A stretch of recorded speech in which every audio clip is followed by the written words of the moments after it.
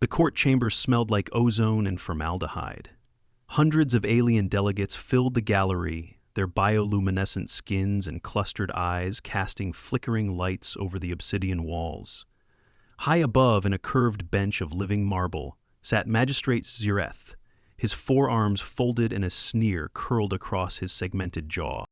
"In all recorded cases of interspecies conflict," Zireth said, voice amplified by subsonic relays, "your kind demonstrates catastrophic fragility.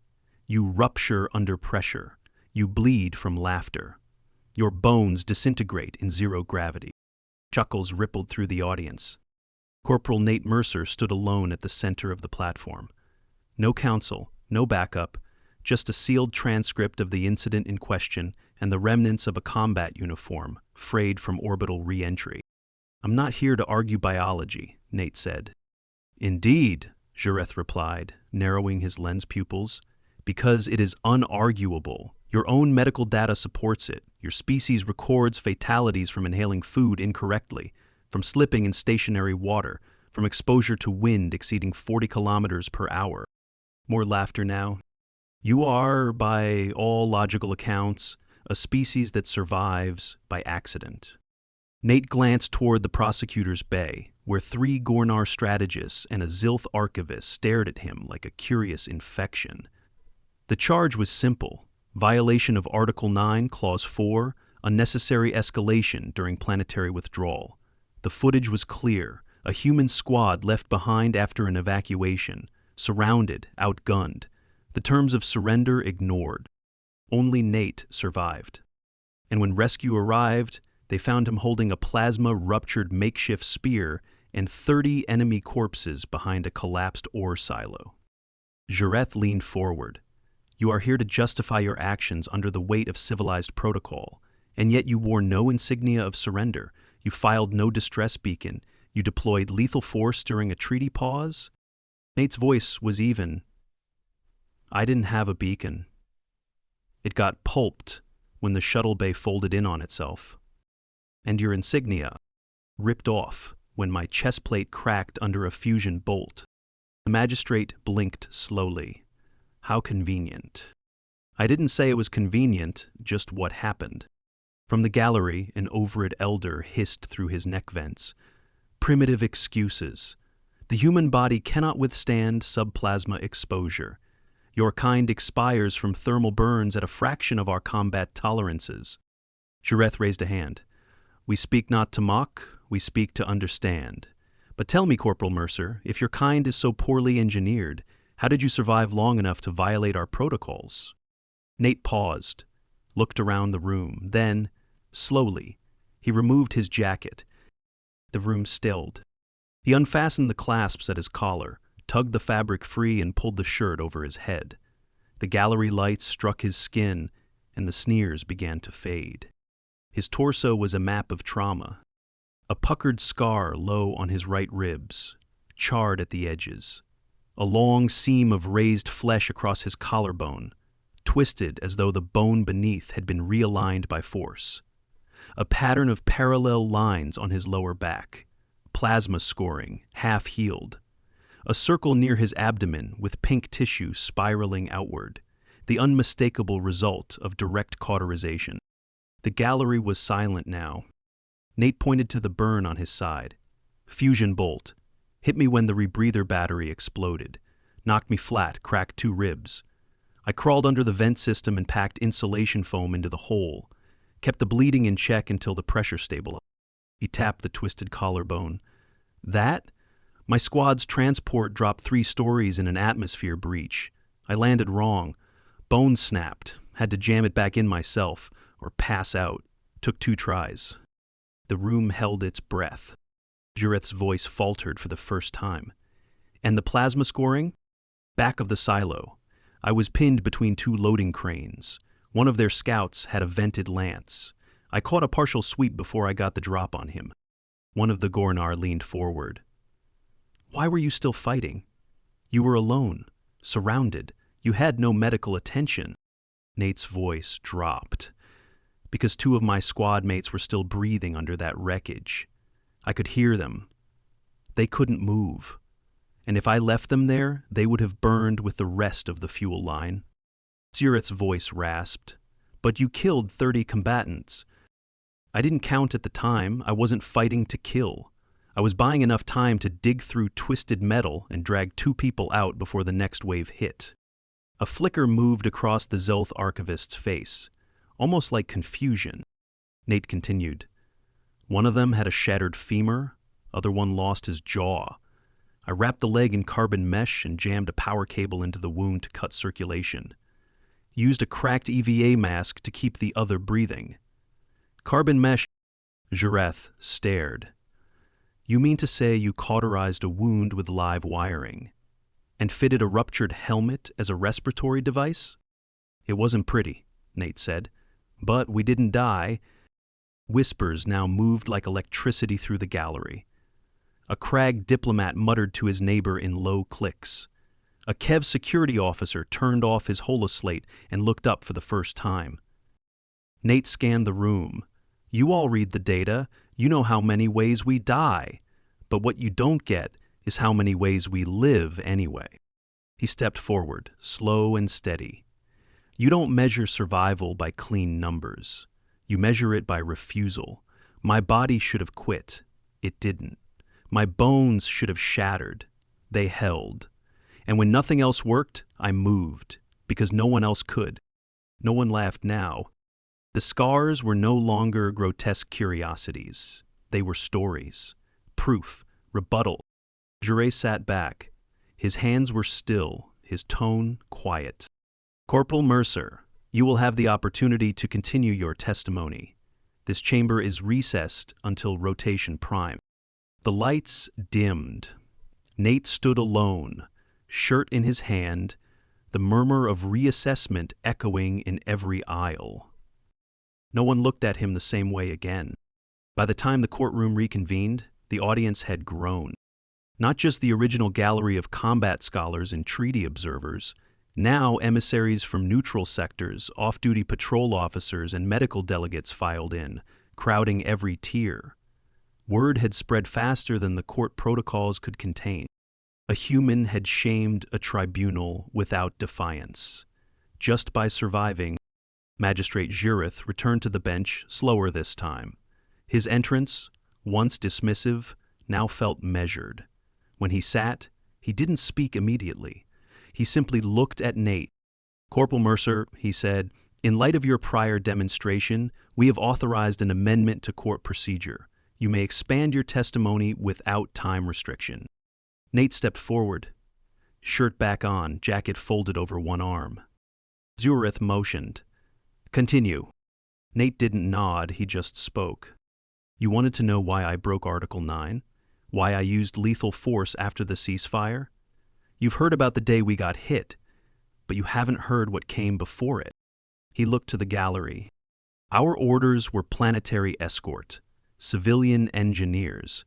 They were building a relay node through an old mineral cavern on Drawson 5. Simple mission, no combat flagged, no threats detected. A few delegates nodded. Drawson 5 was known, remote, unremarkable. We set up camp 3 kilometers from the relay. My unit was assigned Overwatch, high ridge, minimal cover. The engineers were 3 days into laying ground anchors when the comms dropped. Nate's jaw tightened. At first, we thought it was a relay burst. Static storms can short communications for hours. But then the engineers stopped responding. And when we checked the camp, every tent was empty. He paused. No blood, no bodies, just equipment sliced open and tools scattered like someone yanked them away mid-stride. We found scorch marks on the rocks, knife-shaped, not round, too narrow for mining tools. Jure leaned forward. Why was this not reported? Because the ambush came next. The gallery stilled. They didn't charge. Didn't storm us. They surrounded the ridge silently. No energy readings, no thermal spike. Just shadows where there shouldn't have been shadows. And then the first man went down. Sliced from the back, no gunfire. He let the silence drag. We fought. We sent the distress signal, the one you said never arrived. It did. They just jammed it faster than we could route. We fell back to the transport deck, and that's when the deck collapsed. A buzz passed through the legal aides. You stated the deck failed from weapons impact, Jareth said. Nate shook his head. No, it failed because their team had already planted corrosive mesh inside the structural beams. They came prepared. This wasn't a retaliation. It was premeditated. You're implying the attack violated the accord itself. I'm not implying it. I'm saying it. And they knew if they hit us fast and dirty enough, there'd be no one left to tell the story. A medical envoy from the Gore Confederacy raised a frilled hand. But you lived. You were found alive days later. Yeah, Nate said. Because the wreck didn't kill me, just dropped me into the mine shaft. He looked at the floor. 20 meters. Broke my shoulder. Ribs too. No food, no nav markers, just a flashlight, half dead, and a half-loaded pistol. Several delegates shifted in their seats. I couldn't climb. The walls were too slick. So I waited. Sealed the wounds. Kept pressure. Tied my shoulder in place with broken armor mesh. Waited to die. Yet you didn't. No, Nate said. Because I heard movement on the third day, thought it was a rescue. It wasn't. It was one of the same ambushers. Sweeping the wreck, he dropped in from the vent shaft, alone. He touched a faded scar near his sternum. He stabbed me before I could scream. I used the same blade to pin his leg to the wall. Then I climbed over him and used his gear to pull myself out. The room was silent again. I didn't fight because I was angry. I fought because someone had to make it out alive. Someone had to say what happened. Jareth blinked once, slowly. You present evidence of breach, he said, but it is your body itself that makes the argument. How do we verify this? Scars can be falsified. A quiet hum came from the translator relay. Then, a new voice entered the chamber. We verify by recovering the other survivors. All eyes turned. 3 humans entered through the witness vestibule. One walked with a cane. The second wore a facial support frame. The third limped, half supported by a medical exogramus. But they were alive. Nate didn't smile, he just nodded. They made it too. One of them, a dark-haired soldier with deep scarring across his jaw, stepped forward. I was Corporal Jin Michaels. I was the one whose femur snapped. Nate stopped the bleeding. Carried me out on his back across 600 meters of open terrain with half a chest plate and no shoes. The room seemed to hold its breath again. The second survivor, still adjusting the support frame on his face, spoke through the device. He used his own blood as thermal ink to flag the evac zone. Without that, the search drones would have flown right past. Jareth looked down, unmoving, then addressed the chamber. This hearing will pause for analysis of evidence and witness testimony. If the corporal's claims are upheld, the charge of treaty violation may shift in scope. He looked once more at Nate. You endured wounds that should have ended you. Not once, not twice, repeatedly. Nate finally answered. That's what survival means for us. It isn't the absence of pain, it's moving anyway. The lights dimmed again. But this time, Nate didn't stand alone. The tribunal chamber reopened under high security status. Barriers now separated gallery tiers. Observers were scanned twice. Overhead, the symbol for Article 9 flickered red instead of blue, indicating that treaty itself was under investigation, not just the defendant. Corporal Nate Mercer stood at the same place as before, but the air around him felt heavier now. Not hostile, charged. Every delegate watched him with a wariness once reserved for unpredictable threats. Magistrate Zureth took the bench and opened the session with no ceremony. Corporal Mercer, since the previous recess, testimony and biometric data from your surviving squad mates has been validated by an independent medical panel. The injuries they describe and your actions in their recovery are consistent with the trauma signatures and tactical residue on site. Nate nodded once. Jareth continued. Further, Satellite logs confirm that the Drawson 5 communications relay was targeted before hostilities were declared. We are now forced to reevaluate who violated the ceasefire first. That statement sent murmurs cascading across the room. An Arvex negotiator muttered something sharp. A Dreth tactician narrowed his compound eyes and scribbled frantically. Electrification and its more avid followers were Ono oppressive. But, Jareth added, raising one clawed finger, the question remains not only of guilt, but of context. You were not just a survivor. You retaliated. Excessively, some say. You want the rest of the story, Nate said. Jareth inclined his head. Nate stepped forward, his voice was steady. After I climbed out of the shaft using the ambusher's gear, I didn't go for extraction. I still thought my squad might be alive under the wreckage. He looked toward the survivors seated to his left, and I was right. We know, Jareth said. The record shows your use of a broken emitter to flag the site. What it doesn't show, Nate said, is what I had to do to hold it. He unzipped a side pocket on his jacket and withdrew a data slate. He held it up. This is the recovered footage from the engineer relay drone. It wasn't just recording the build site, it picked up movement around the ridge after the collapse. He handed it to the court clerk, who uploaded it to the overhead display. The footage was grainy, infrared, partially scrambled, but it showed a dozen figures approaching the wreckage, silent, armed, unidentified markings. They didn't search for survivors. They circled the ruins and began planting charges. They weren't leaving, Nate said. They were sealing it, making sure no one would know what happened. On screen, one of the figures stopped, looked up. The footage cut out there. That's when I hit the top of the ridge. 2 minutes later, I made contact. Draith's voice was low, alone, against 12. Didn't plan it, just didn't have time to plan anything else. The footage changed. New angle, rescue team helmet cam 4 days later.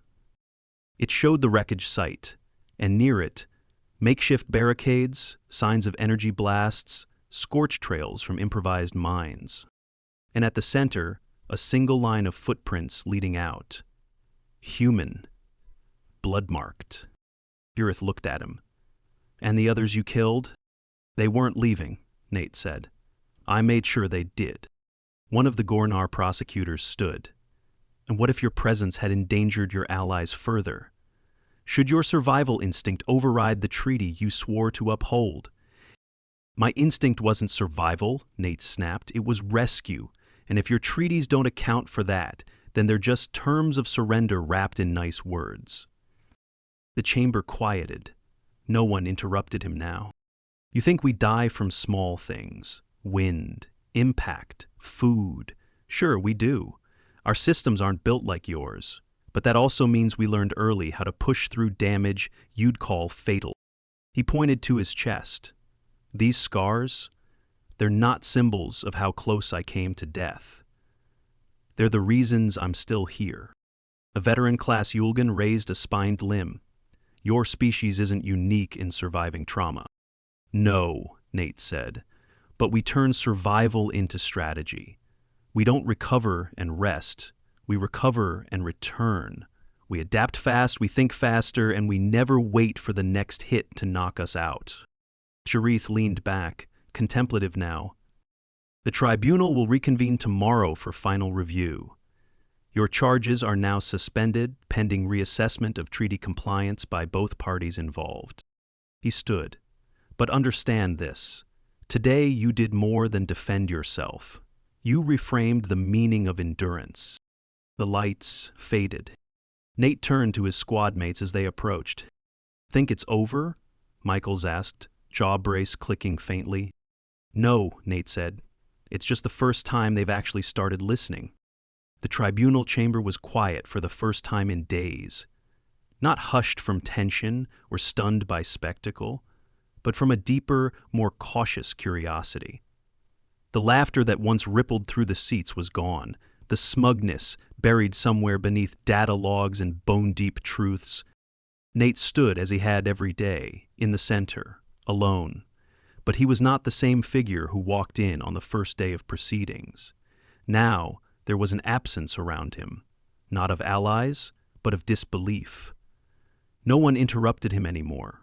No one snorted behind folding jaws or clicked with derision. Even Magistrate Charette held his posture differently, less regal, more centered. "This tribunal has reviewed your full testimony," the magistrate began. "Your medical records, the battlefield data, the verified drone footage, and the live witness accounts confirm the sequence of events. The site on Drosen 5 was not evacuated under standard terms. It was compromised intentionally by external actors." The magistrate motioned to the side. A screen rose. "Forensic analysis confirms the energy weapons used at the site do not match treaty-registered arsenals. Further, the encrypted beacon log, retrieved from your makeshift emitter, confirms a distress signal was indeed transmitted before your engagement." A few diplomats shifted uncomfortably. Nate didn't move. "It is therefore the judgment of this tribunal," Charette continued, "that no violation of Article 9 occurred. You acted in accordance with the survival and defense clauses of the Interspecies Combat Treaty. The charges are dismissed." Nate exhaled once through his nose. Nothing more. But the magistrate wasn't finished. "However," he said more slowly now, "there remains a matter of doctrine. During your testimony, you did not merely defend your actions, you challenged the premise of our understanding. You suggested that we, the assembled species, misjudged the nature of human endurance." Nate met his eyes. "Because you did." Jareth nodded. "Perhaps. And if that's true, the implications extend far beyond this courtroom." The screen behind him changed, footage from other worlds. Battles where human units suffered catastrophic losses only to rebound, restructure, and retaliate within hours. Moments where bodies should have failed, yet did not. Across every image, the same theme repeated: damage endured, cost absorbed, survival claimed by sheer refusal. "I once mocked your medical record," Jareth said. "Mocked how often your kind dies from minor causes, how easily your organs rupture, how fragile your skin." He looked down at Nate again. "But I missed the pattern. I measured your species by failure, not by its tolerance to overcome it. We saw your fragility as weakness. We never asked why you keep getting back up." The room was silent. No ceremonial applause, no verdict fanfare. Just the weight of understanding settling over 100 different species. Nate finally spoke. "I'm not asking you to see us as invincible. We're not. We bleed, we break, but what matters is what happens after." He turned slightly, gesturing to his squad mates, still seated, still scarred, still breathing. "We survive things you don't plan for. Because we don't survive by plan. We survive by instinct, by memory, by pain that teaches. That's our advantage. Not because we're stronger, because we're too damn stubborn to stop." The screen went dark. Jareth stood. "Then let it be said. From this day forward, humanity is not to be measured by its biology alone, but by its capacity to persist through failure." He motioned for the court to adjourn. As the lights began to shift, Nate turned to leave. Michaels caught up beside him. "They actually listened," Michaels said. "Only because I didn't let them look away." Reese, the squad's medic, approached next. "Think they'll amend the treaty?" "They'll have to," Nate said, "because now they know what we're willing to walk through to get home." As the tribunal doors closed behind them, Nate didn't glance back. He didn't need to.